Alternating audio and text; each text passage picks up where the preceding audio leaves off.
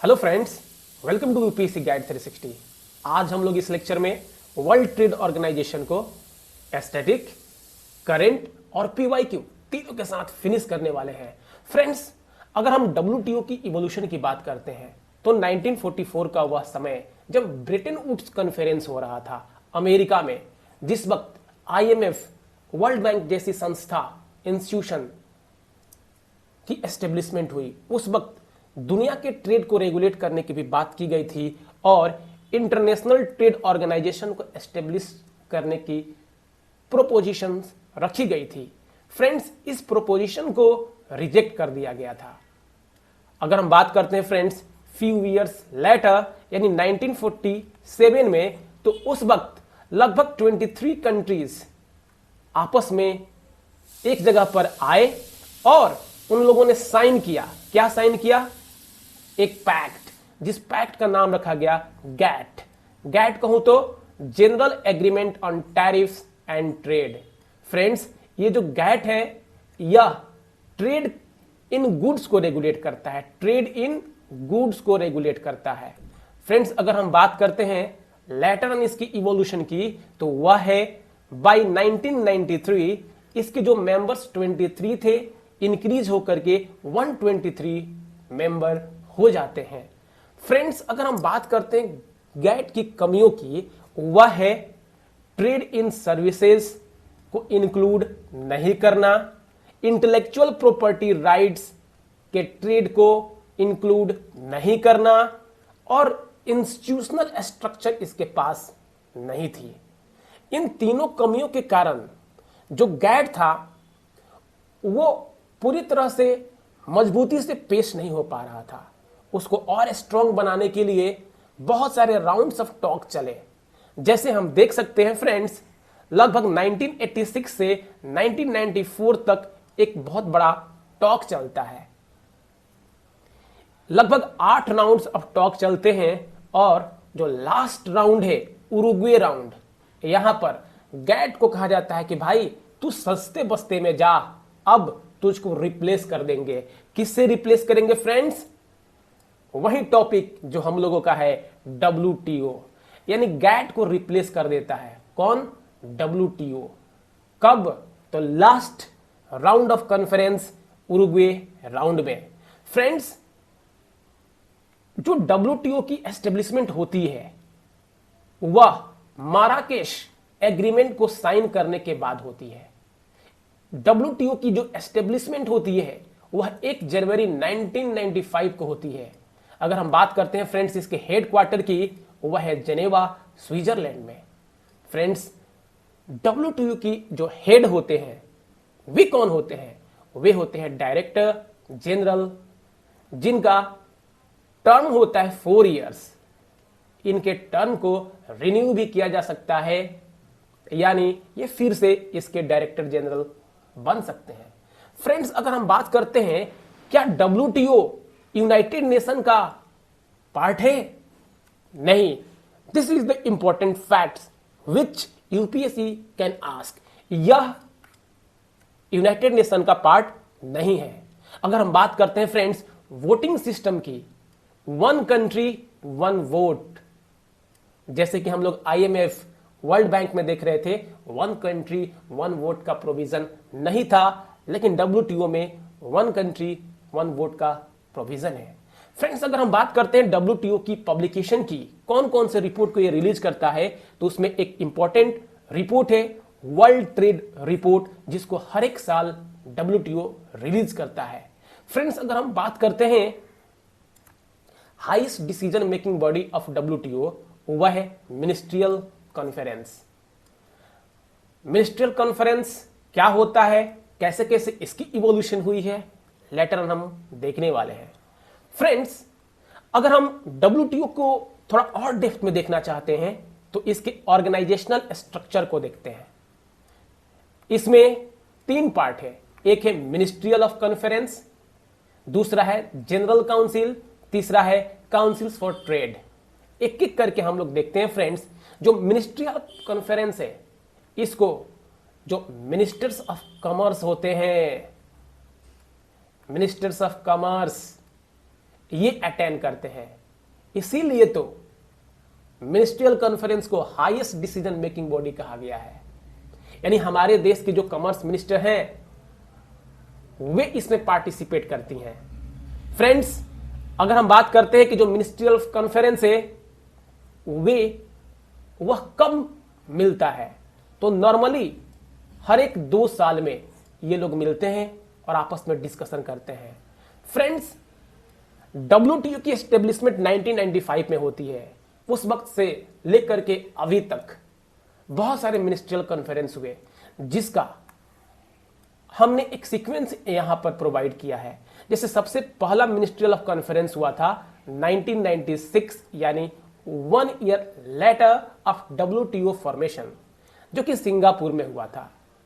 2 साल बाद 1998 में जेनेवा में हुआ और इस प्रकार से 2001 में दोहा में, कतर में। उसी प्रकार से फ्रेंड्स, अगर हम बात करते हैं 9th मिनिस्ट्रियल कॉन्फ्रेंस, जो कि 2013 में बाली में हुआ था, और लेटेस्ट मिनिस्ट्रियल कॉन्फ्रेंस 13th 2024 में Abu Dhabi, United Arab emirates में हुआ था। फ्रेंड्स, यहां पे जो मैंने मिनिस्ट्रियल कॉन्फ्रेंस का क्रोनोलॉजी रिप्रेजेंट किया है, जिसको मैंने हाईलाइट किया है, वो ज़्यादा इंपॉर्टेंट है, क्योंकि यहां पर कुछ कंक्लूसिव मिनिस्ट्रियल कॉन्फ्रेंस का आउटकम्स निकला था।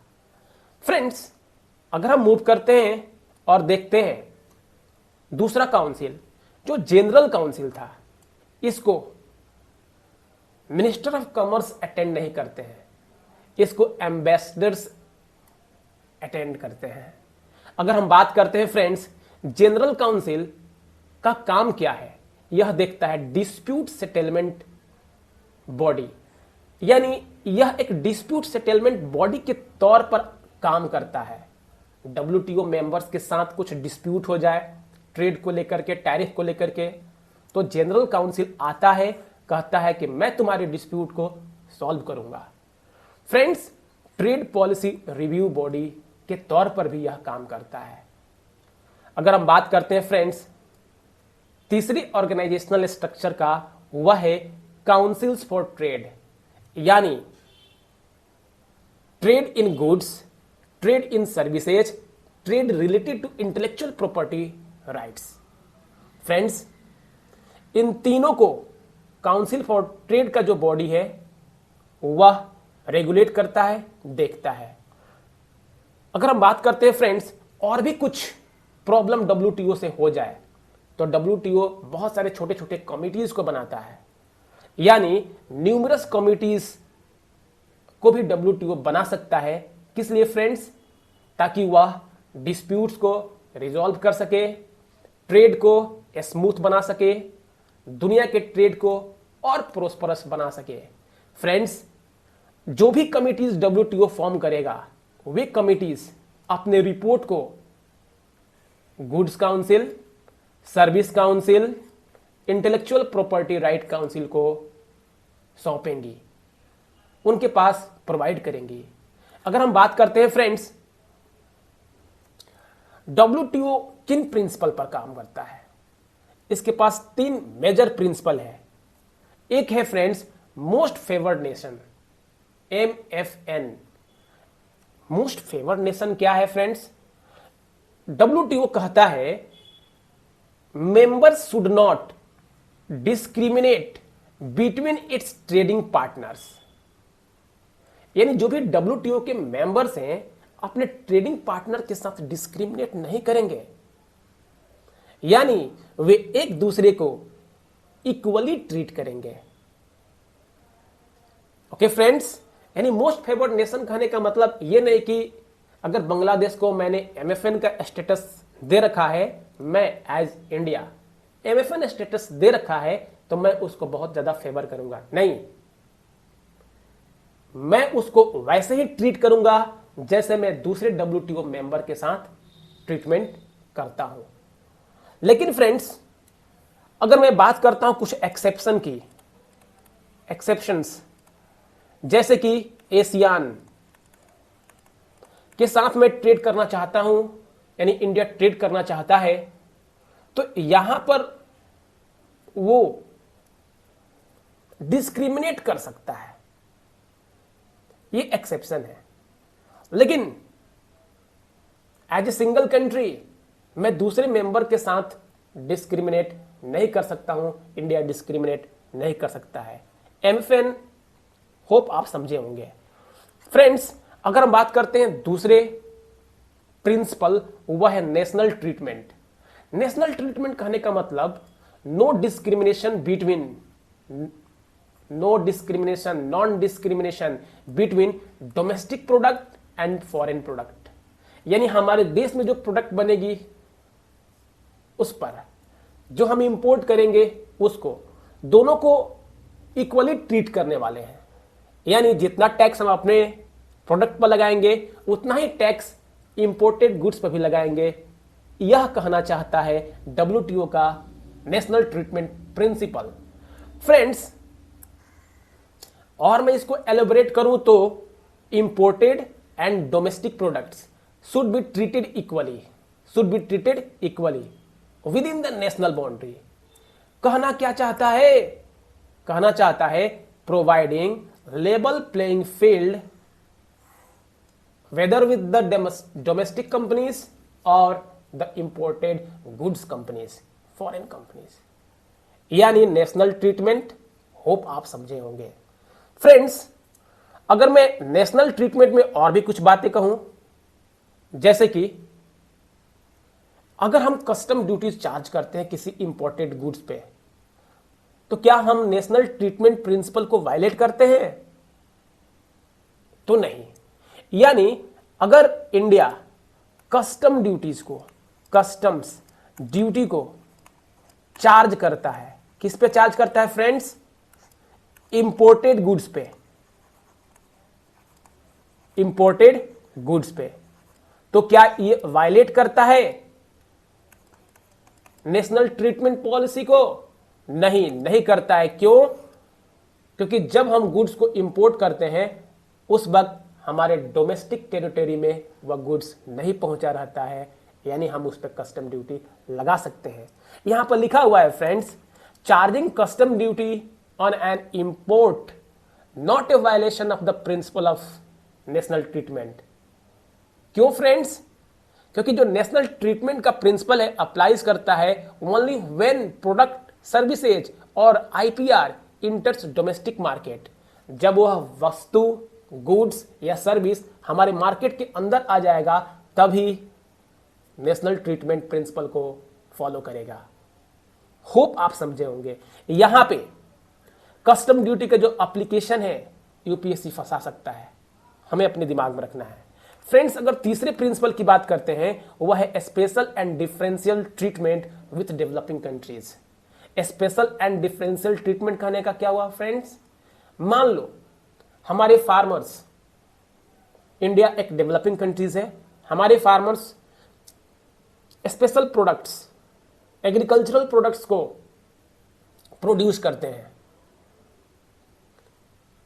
जो फॉरेन कंट्रीज है, डेवलप्ड कंट्रीज है, वे भी प्रोडक्ट्स को, एग्रीकल्चरल प्रोडक्ट्स को प्रोड्यूस करती हैं। अगर वह हमारे मार्केट में इन करे तो उनका प्रोडक्ट सस्ता हो सकता है, इजीली अवेलेबल हो सकता है। क्यों फ्रेंड्स? क्योंकि वे डेवलप्ड हैं, उनके पास मशीनरी ज़्यादा है, टेक्नोलॉजी ज़्यादा है, इसलिए उनका प्रोडक्ट जो होगा सस्ता होगा। तो सर्टेनली हमारे फार्मर्स को नुकसान हो सकता है। उस नुकसान से बचने के लिए हम डिफरेंट तरीके से ट्रीट कर सकते हैं उस प्रोडक्ट के साथ। इसी को special and differential treatment developing countries के लिए यह प्रिंसिपल डब्ल्यूटीओ ने प्रोवाइड किया है। Friends, imposition of higher tariff rates than the bound rates, यानी WTO जिस रेट को प्रोवाइड करता है उससे ज्यादा हम टैरिफ रेट को लगा सकते हैं यदि डेवलपिंग कंट्रीज हैं। किस लिए फ्रेंड्स? ताकि हम अपने फार्मर्स का जो एक्चुअल नीड्स है उसको हम सपोर्ट कर सके। Special safeguard mechanism friends, special safeguard mechanism और स्पेशल प्रोडक्ट्स के थ्रू हम हायर टैरिफ को लगा सकते हैं। यह बात कब कही गई थी? दोहा राउंड ऑफ मिनिस्ट्रियल कॉन्फ्रेंस का जो टॉक था उस वक्त ये बातें कही गई थी। फ्रेंड्स, अगर WTO में थोड़ा हम और आगे बढ़ते हैं और देखते हैं कुछ एग्रीमेंट, मेजर एग्रीमेंट। सबसे पहला एग्रीमेंट आता है वेदर इट इज प्रीलिम्स और mains, agreement and agriculture is very important. Friends, agreement and agricultural 1995 में साइन किया गया था। यह बात करता है एग्रीकल्चरल रिलेटेड गुड्स पर गवर्नमेंट कितना सब्सिडीज दे सकती है या कितना ज्यादा सब्सिडीज अगर प्रोवाइड करेगी तो वह WTO के प्रिंसिपल को वायलेट करेगी। तो फ्रेंड्स, एग्रीमेंट एंड एग्रीकल्चर का ऑब्जेक्टिव है make feasible policies to the market, market के अनुसार पॉलिसी बनाना, ट्रेड को लिबरलाइज करना, टैरिफ्स को रिड्यूस करना, वहीं पे जो बैरियर्स है ट्रेड को लेकर के उस बैरियर्स को भी रिमूव करना। फ्रेंड्स, लेटर ऑन और भी ज्यादा ये क्लियर होने वाला है कौन कौन सा बैरियर है, कैसा कैसा बैरियर है। यानी एग्रीमेंट ऑन एग्रीकल्चर लगभग 3 बॉक्सेस की बात करता है, यानी 3 प्रकार के सब्सिडीज की बात करता है। जैसे कि सबसे पहला बॉक्स है ग्रीन बॉक्स, यानी गवर्नमेंट जो सब्सिडी प्रोवाइड करती है। 1 मिनट फ्रेंड, थोड़ी सी ज्यादा बाहर शोर हो रही है। ओके, यानी ग्रीन बॉक्स कहने का मतलब क्या हुआ? Subsidies which do not distort trade. Let suppose friends, हमारी गवर्नमेंट एग्रीकल्चरल रिसर्च के लिए सब्सिडीज प्रोवाइड करती है तो वह ट्रेड को डिस्टोर्ट करने वाला नहीं है। अगर हमारे फार्मर्स को ट्रेनिंग देने के लिए सब्सिडीज प्रोवाइड कर रही है तो वह ट्रेड को डिस्टोर्ट करने वाला नहीं है। यानी for the sake of research, training to farmers, government provide subsidies, वे सब्सिडीज ग्रीन बॉक्स में आएंगे और ऐसे सब्सिडीज का कोई लिमिट नहीं है। एग्जाम्पल मैंने यहां दे रखा है फ्रेंड्स। अगर हम बात करते हैं दूसरे प्रकार की सब्सिडीज जिसको ब्लू बॉक्स के अंदर रखा गया है, वह है subsidies that are tied to programmes designed to limit agricultural production. जैसे फ्रेंड्स, अगर हमारे देश में कोल्ड स्टोरेज की कमी है तो जो भी हम एग्रीकल्चरल गुड्स को प्रोड्यूस करेंगे वह कुछ समय बाद सड़ गल जाएगा, तो फिर प्रोड्यूस करने से क्या फायदा हुआ? तो फिर हम कोल्ड स्टोरेज को बनाने के लिए सब्सिडीज प्रोवाइड कर सकते हैं, इंडिया सब्सिडीज प्रोवाइड कर सकती है। वैसे सब्सिडीज को ब्लू बॉक्स के अंदर रखा गया है। जैसे ही एडिक्वेट अमाउंट में कोल्ड स्टोरेज बन जाएंगे तो ऐसे सब्सिडीज को हम खत्म कर देंगे। यह ब्लू बॉक्स में रखा गया है।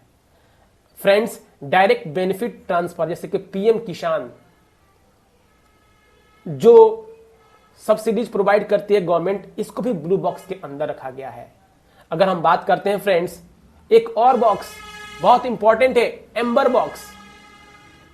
फ्रेंड्स, वह सारे सब्सिडीज जो ट्रेड को डिस्टोर्ट करती हैं, WTO रूल्स को वायलेट करती हैं, उसको एम्बर बॉक्स में रखा गया है, सब्जेक्ट टू लिमिट। कितना लिमिट फ्रेंड्स? यानी जो भी डेवलप्ड कंट्रीज हैं जैसे कि US, UK, फ्रांस, कनाडा, ये 5% अपने एग्रीकल्चरल प्रोडक्शन के वैल्यू पर दे सकती हैं।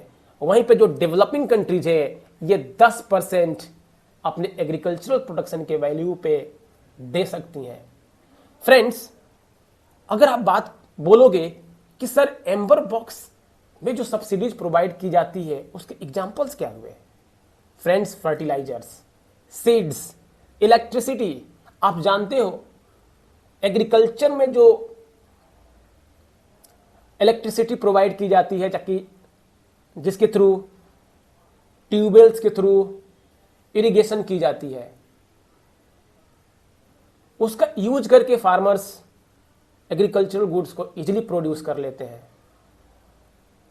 जो इलेक्ट्रिसिटी पर सब्सिडी दी जाती है उसको एम्बर बॉक्स में रखा गया है। कहा गया है कि वह ट्रेड को डिस्टोर्ट करने वाली सब्सिडीज है। फर्टिलाइजर बहुत ही सस्ता फार्मर्स को प्रोवाइड किया जाता है, तो क्या वो उतना सस्ता होता है? नहीं, गवर्नमेंट उस पर सब्सिडीज प्रोवाइड करती है। तो ये जो भी प्रोडक्ट्स हैं जिस पर गवर्नमेंट सब्सिडीज प्रोवाइड करती हैं, जो ट्रेड को डिस्टोर्ट करते हैं, इसको एम्बर बॉक्स में रखा गया है। और इसकी प्रोविजन डेवलप्ड के लिए 5% और डेवलपिंग के लिए 10% रखी गई है। फ्रेंड्स, अगर हम आगे मूव करते हैं WTO के एग्रीमेंट के अनुसार, तो दूसरा है principle enhance market access. Enhance market access यानी हम अपने डोमेस्टिक मार्केट को ओपन करेंगे। कैसे ओपन करेंगे?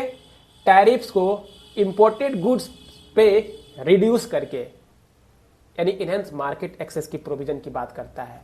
वहीं पे friends, phase out export subsidies, जो भी हम एक्सपोर्ट करने के लिए प्रोडक्ट्स बनाते हैं उस पर सब्सिडीज देते हैं, उसको हम धीरे धीरे फेज आउट करेंगे ताकि लेवल प्लेइंग फील्ड प्रोवाइड की जा सके। यह 3 प्रिंसिपल एग्रीमेंट ऑन एग्रीकल्चर के लिए बनाए गए थे। फ्रेंड्स, लेटर एंड डिस्कशन चला कि हमारे MSP को तुम एम्बर बॉक्स में रख दिए हो, तुम डेवलप्ड कंट्रीज हो, मैं डेवलपिंग कंट्रीज हूं, हमारे बीच में लेवल प्लेइंग फील्ड कैसे हो सकती है? मुझे भी तो वक्त दो। तो फिर एक क्लॉज को साइन किया गया जिसका नाम दिया गया पीस क्लॉज, शांति का क्लॉज साइन किया गया। कहा गया no member country would be legally barred. WTO का जो मेंबर कंट्री है उसको लीगली बार्ड नहीं किया जा सकता है। किसके आधार पे? यदि वे फूड सिक्योरिटी प्रोग्राम चला रहे हो और अपने पीपल को उस प्रोग्राम के थ्रू मुफ्त में भोजन दे रहे हो, मुफ्त में फूड्स प्रोवाइड कर रहे हो। किन पीपल को? जो बहुत ही गरीब है, वल्नरेबल है, तो उनके फूड प्रोविजन को प्रोवाइड करने के लिए यदि गवर्नमेंट सब्सिडीज दे रही है, MSP दे रही है, तो फिर ये लीगली बार्ड नहीं है, ये WTO रूल्स को वायलेट नहीं कर रहा है। इसी क्लाउज को जोड़ दिया गया, इसको नाम दिया गया peace clause. Okay friends, hope आप समझे होंगे। यानी पीस क्लॉज, इसको बाली मिनिस्ट्रियल कॉन्फ्रेंस 2013 में जोड़ा गया था। फ्रेंड्स, अगर आगे हम मूव करते हैं और देखते हैं अगले प्रिंसिपल, वह है non agricultural market access. Friends, अभी तक जो हम लोगों ने देखा एग्रीमेंट एंड एग्रीकल्चर, यह एग्रीकल्चर से रिलेटेड था। किससे रिलेटेड था फ्रेंड्स? एग्रीकल्चर। लेकिन जब हम बात करते हैं नॉन एग्रीकल्चरल प्रोडक्ट्स, जैसे कि industrial goods, forestry products, textile, WTO कहता है कि इस पर भी जो टैरिफ लगता है उसको धीरे धीरे रिड्यूस करो। ओके फ्रेंड्स, होप आप समझे होंगे। यह है दोहा मिनिस्ट्रियल कॉन्फ्रेंस 2001 के बेसिस पर है। Reduce tariffs on importable goods that are not covered under agreement and agriculture. जो भी एग्रीमेंट एंड एग्रीकल्चर के अंदर गुड्स कवर नहीं है, उस पर यदि इंपोर्टेड टैरिफ लगता है तो उसको रिड्यूस करो, धीरे धीरे उसको एलिमिनेट करो। यह कहता है non agricultural market access principle. अगर हम बात करते हैं फ्रेंड्स, तीसरा प्रिंसिपल जो है general agreement on trade in services यानी गैट्स। इसका ऑब्जेक्टिव क्या है? Liberalise trade in services. जो भी सर्विसेज में सर्विसेज को लेकर के ट्रेड होता है उसको लिबरलाइज करो, क्योंकि वीजा प्रोविजन की बात करते हैं।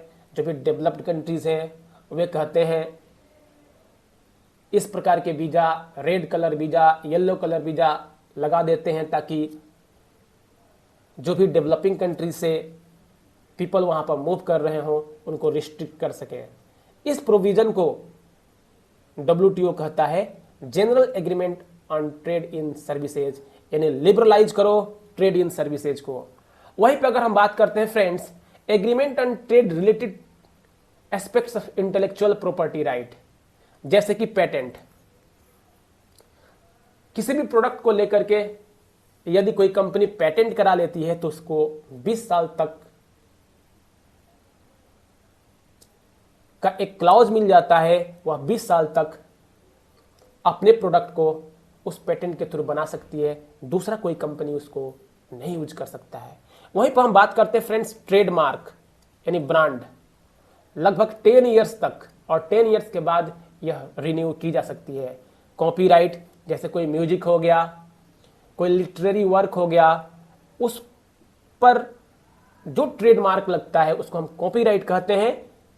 जीआई, ज्योग्राफिकल इंडिकेशन और भी बहुत सारे इंटेलेक्चुअल प्रॉपर्टी राइट्स होते हैं, यह भी WTO देखता है। फ्रेंड्स, अगर हम आगे बात करते हैं और देखते हैं ट्रेड रिलेटेड इन्वेस्टमेंट मेजर्स यानी TRIMS, trade related investment measures. Friends, TRIMS कहता है कि कुछ ऐसे इन्वेस्टमेंट है जो मार्केट और इन्वेस्टर दोनों को डिस्टोर्ट करता है, वैसे इन्वेस्टमेंट को प्रोवाइड नहीं करना चाहिए। फ्रेंड्स, जो भी इन्वेस्टमेंट यहां पर हो रही है ट्रिम्स के आधार पे, ट्रिम्स के अनुसार, वे सिर्फ गुड्स में होंगी, नहीं कि सर्विस में। यानी TRIMs apply only to goods not on services. यह हमारे प्रीलिम्स पॉइंट ऑफ व्यू से पॉइंट इंपॉर्टेंट है, इसको हमें अपने दिमाग में रखना है। अगर हम बात करते हैं फ्रेंड्स, ट्रिम्स को इंडिया सपोर्ट करता है कि अपोज करता है, तो ट्रिम्स को इंडिया अपोज करता है, कहता है investment is not a part of trade and WTO is a body only to regulate trade not investment. So आप इन्वेस्टमेंट को छोड़ दो, इसलिए इंडिया ट्रिम्स को अपोज करता है। इस पे हम एक PYQ भी देखने वाले हैं फ्रेंड्स लेटर ऑन। अगर हम बात करते हैं friends sanitary and phytosanitary measures, बहुत सारे ऐसे कंट्रीज हैं जैसे कि US, वह कहता है कि भाई बांग्लादेश, तेरे राइस में बहुत ज्यादा फर्टिलाइजर का इस्तेमाल किया गया है, इसलिए मैं इसको इंपोर्ट नहीं करूंगा या इस पे 100% का टैरिफ लगा दूंगा। फ्रेंड्स, उसने क्या कहा कि बहुत ज्यादा फर्टिलाइजर का इस्तेमाल हुआ है बिना चेक किए हुए, यानी वह सैनिटरी एंड फाइटोसैनिटरी मेजर्स लगा करके, नॉन टैरिफ बैरियर लगा करके उस पर एक प्रकार का बैरियर लगा ही दिया। तो sanitary and phytosanitary measures illegally लगाने को, एलिमिनेट करने को बोलता है WTO। फ्रेंड्स, WTO से रिलेटेड इसकी इवोल्यूशन, इसके principle, agriculture, non agricultural products को हम लोगों ने देखा। फ्रेंड्स, अभी WTO बहुत ज्यादा घेरे में है। क्यों? क्योंकि US के जो प्रेसिडेंट है वो रेसिप्रोकल ट्रीटी की बात कर रहे हैं। रेसिप्रोकल ट्रीटी कहूं तो मैंने अपडेट्स, डेली अपडेट्स में लेक्चर इस पे बना करके डाला है, आप जाओ उसको देखो। रेसिप्रोकल ट्रीटी कहें तो क्या होता है, कमेंट बॉक्स में आप खुद बताना उस लेक्चर को देखने के बाद। फ्रेंड्स, WTO के कुछ की डेवलपमेंट्स हुए हैं, उस डेवलपमेंट को हम लोग देखते हैं। फ्रेंड्स, जैसे कि सबसे पहला डेवलपमेंट है world trade statistics 2023 on agriculture export. इस रिपोर्ट के अनुसार जो टॉप 5 एक्सपोर्टर हैं वह है European union, United state, Brazil, China and Canada. यानी टॉप जो 5 एग्रीकल्चर को एक्सपोर्ट करने वाले कंट्रीज हैं उसमें इंडिया नहीं आता है। तो इंडिया का पोजीशन कहां है फ्रेंड्स? इंडिया का पोजीशन है 8वां नंबर। इंडिया जितना भी दुनिया में एग्रीकल्चरल गुड्स का एक्सपोर्ट होता है उसका 2.24% एक्सपोर्ट करता है, जो कि बहुत ही कम है। जितना बड़ा हमारा देश है उसके कंपेयर में और ज्यादा होना चाहिए। फ्रेंड्स, अगर हम दूसरे डेवलपमेंट की बात करते हैं, वह है aid for trade initiative. Friends, UPSC हो सकता है कि वह पूछे aid for trade initiative related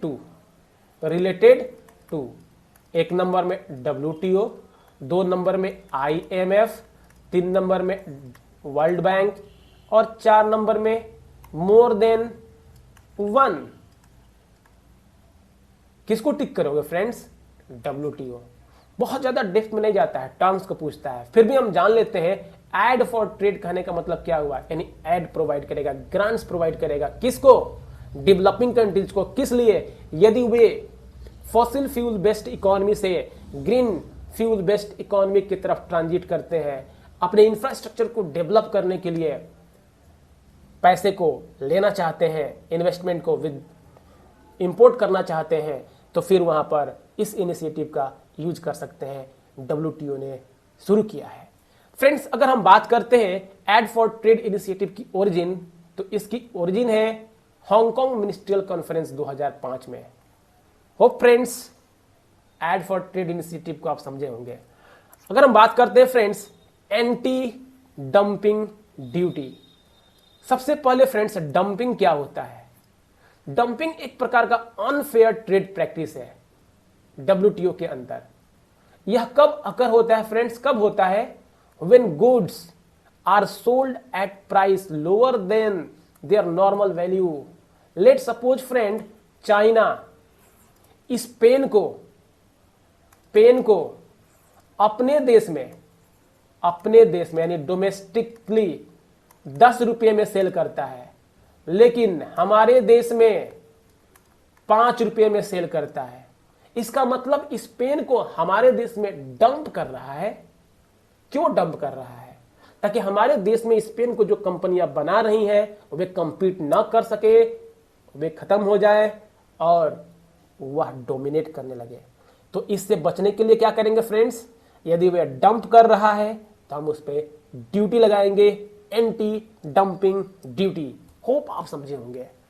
friends, चौथा की डेवलपमेंट है वर्ल्ड टैरिफ्स प्रोफाइल रिपोर्ट 2024। यह क्या कहता है friends? WTO world tariff profile report 2024 कहता है India is the second largest user of non tariff measure after US। यानी नॉन टैरिफ कहूं तो हम कस्टम ड्यूटी नहीं लगा रहे हैं, हम यह कह रहे हैं कि यह हमारे मार्केट को डिस्टोर्ट कर सकता है, हमारे डोमेस्टिक कंट्रीज इस प्रोडक्ट को कंपीट नहीं कर पाएंगे, इसीलिए इस प्रोडक्ट पर हम 100% का टैक्स लगा देते हैं। यानी नॉन टैरिफ मेजर लिए ना फ्रेंड्स। ऐसे ही नॉन टैरिफ मेजर US लेता है 1 नंबर पे। Hope friends non tariff measures policy क्या होता है आप समझे होंगे। मैंने यहां पर एग्जांपल के तौर पे जैसे कोटा कहने का मतलब हुआ हम 20% ही प्रोडक्ट US से इंपोर्ट कर सकते हैं, इससे ज्यादा इंपोर्ट नहीं कर सकते हैं। Price control, sanitary and phytosanitary measures, technical barrier, ये सारे नॉन टैरिफ मेजर्स के अंदर आते हैं। फ्रेंड्स, अगर हम आगे बात करते हैं एग्रीकल्चर एंड फूड सिक्योरिटी, क्यों न्यूज में था? क्योंकि PSH इशू को अभी अभी अबू धाबी में डिस्कस किया गया था। कब friends? 13th ministerial conference. Already मैंने आपको बताया था, एक सीक्वेंस दिया था मिनिस्ट्रियल कॉन्फ्रेंस का। 2024 का जो 13th मिनिस्ट्रियल कॉन्फ्रेंस था कहां हुआ था? कमेंट बॉक्स में बताओ। यहां पर पब्लिक स्टॉक होल्डिंग के इश्यू को एड्रेस किया गया था, बात किया गया था। क्या होता है पब्लिक स्टॉक होल्डिंग पॉलिसी? यह कहता है, यह अलाउ करता है गवर्नमेंट को, ताकि गवर्नमेंट बाई कर सके क्रॉप्स को। किससे? फार्मर से।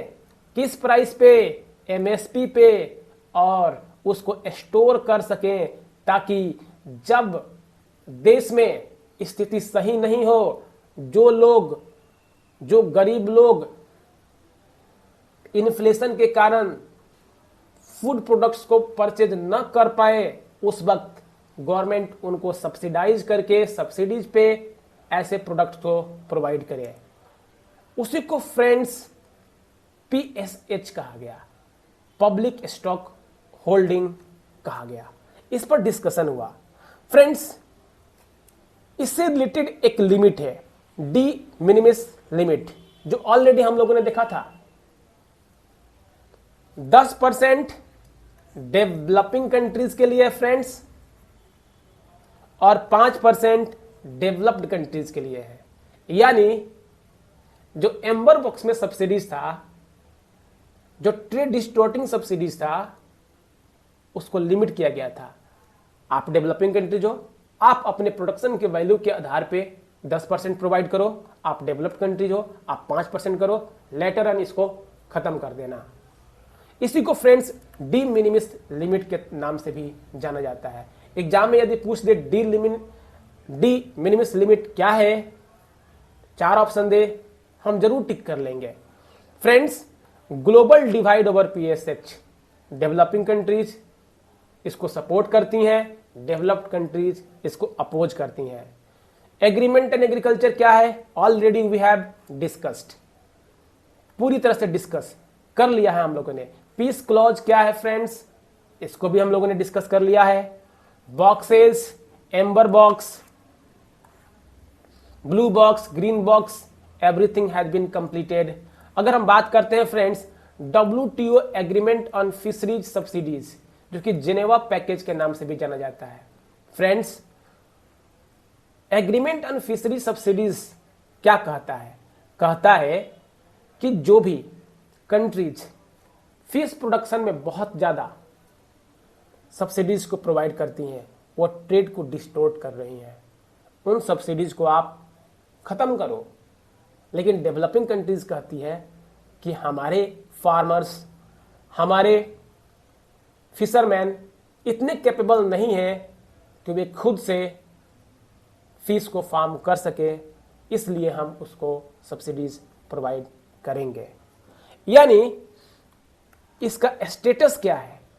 Agreement requires approval from 2/3 of WTO members.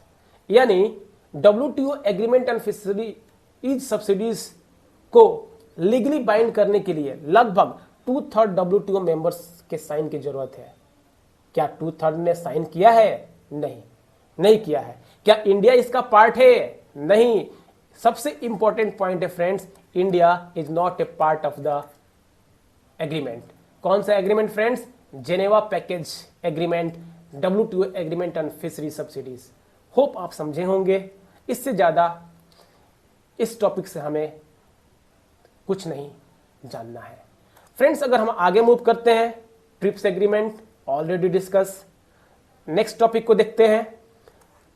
Last में फ्रेंड्स हम लोग देखते हैं ट्रिप्स से रिलेटेड एक क्वेश्चन जो कि 2020 में यूपीएससी ने पूछा, with reference to trade related investment measure. TRIPS नहीं friends, TRIMS. Which of the following statement is are correct? कौन सा स्टेटमेंट सही है? पहला स्टेटमेंट है friends, quantitative restriction on import by foreign investors are prohibited. बिल्कुल फ्रेंड्स। क्या हम कह देंगे कि हम 20 क्विंटल ही राइस को इंपोर्ट कर सकते हैं, उससे ज्यादा नहीं कर सकते हैं? यानी क्वांटिटेटिव रिस्ट्रिक्शन को हम प्रोहिबिट करेंगे।